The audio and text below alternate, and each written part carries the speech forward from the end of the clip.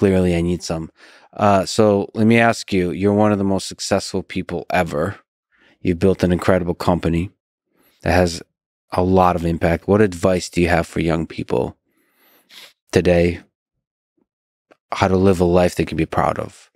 How to build something that can have a big positive impact on the world?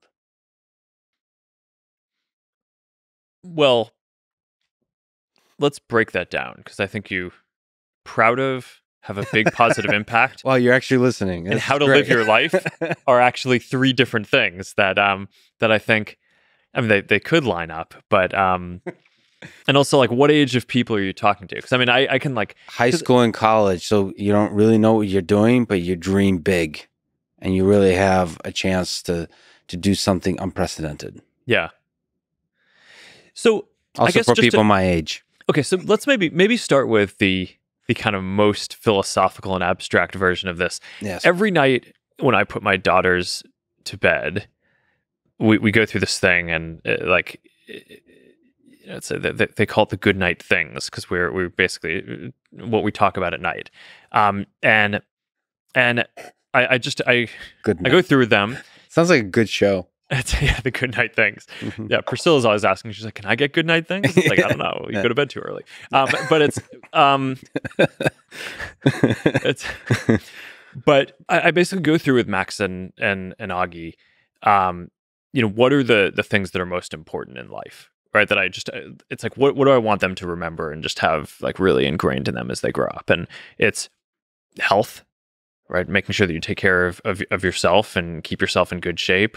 Loving friends and family, right? Because having the relationships, the family, and making time for friends, I think is perhaps one of the most important things.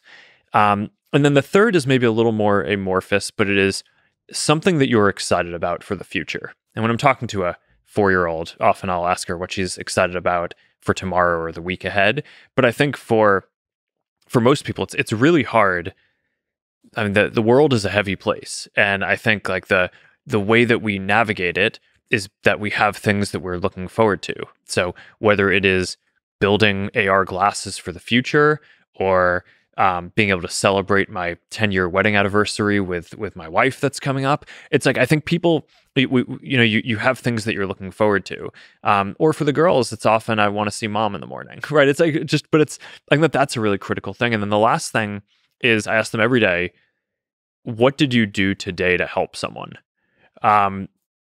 Because I just think that's a really critical thing, is like it's easy to kind of get caught up in yourself and kind of stuff that's really far down the road. But like, did you do something just concrete today to help someone? And, it can just be as simple as, okay, yeah, I helped set the table for lunch, right? Or, this other kid in our school was having a hard time with something and I like helped explain it to him. But I think that that's sort of like, if you were to boil down my overall life philosophy into what I try to impart to my kids, those are the things that I think are really important. So, okay, so let's say college. So if you're graduating college, probably more practical advice. So I'm always very focused on people. And I think the most important decision you're probably going to make if you're in college is who you surround yourself with, because you become like the people you surround yourself with. And I sort of have this hiring heuristic at Meta, which is that I will only hire someone to work for me if I could see myself working for them. Not necessarily that I want them to run the company because I like my job, but in an alternate universe, if it was their company and I was looking to go work somewhere, would I be happy to work for them? And I think that's a helpful heuristic to help balance. When you're building something like this, there's a lot of pressure to, you want to build out your teams because there's a lot of stuff that you need to get done. And, everyone always says, don't compromise on quality, but there's this question of, okay, how do you know that someone is good enough? And I think my answer is I would want someone to be on my team if I would work for them.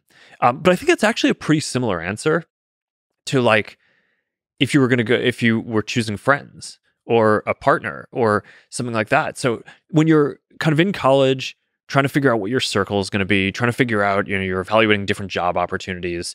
Who are the people, even if they're going to be peers in what you're doing, who are the people who in an alternate universe you would want to work for them because you think you're going to learn a lot from them, because they are kind of values aligned on the things that you care about, and they're going to and they're going to push you, but also they know different things and have different experiences that are kind of more of what you want to become like over time. So I don't know. I think probably people are too, in general, objective focused, and maybe not focused enough on the connections and the people who they're basically building relationships with. I don't know what it says about me, but my place in Austin now has 7-legged robots. So I'm surrounding myself by robots, which is probably something I should look into.